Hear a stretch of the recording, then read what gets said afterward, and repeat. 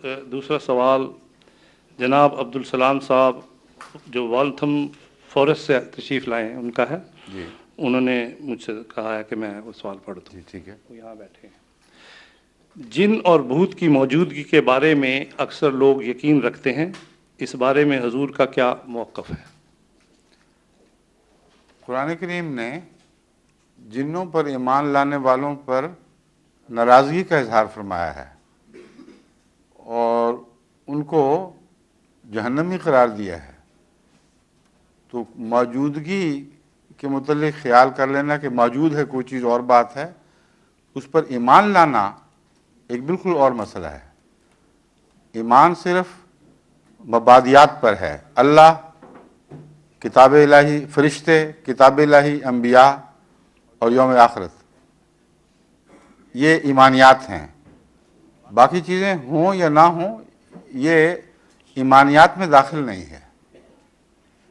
दूसरी बात यह है कि जिन के माने क्या हैं, जब तक आप जिन के माने नहीं करेंगे उस वक्त तक इसकी बहस छिड़ ही नहीं सकती कि जिन हैं तो क्या हैं। जहाँ तक उनके वजूद का ताल्लुक़ है, शैतान भी तो है, लेकिन उस पर ईमान लाना तो ज़रूरी नहीं, बल्कि ईमान की नफ़ी ज़रूरी है। बस इन दो लफ्ज़ों को आपस में एक दूसरे के साथ मुदग़म ना करें। जिन लाज़िमन हैं क्योंकि कुरान में उनका ज़िक्र है। ये बहस उठनी चाहिए कि जिन हैं क्या चीज़ें हैं वो। और कुरान करीम ने जहाँ जहाँ जिन का लफ्ज़ इस्तेमाल फरमाया है, क्या उस इस्तेमाल से उस किस्म के फ़र्ज़ी जिन साबित होते हैं जो मौलवियों के तसव्वुर के जिन हैं, जिनको काबू करके उनसे काम करवाए जा सकते हैं, चोरी के भुने हुए मुर्गे मंगवाए जा सकते हैं, महबूबों के दिल जीते जा सकते हैं, वगैरह वगैरह। ये फर्जी कहानियाँ हैं।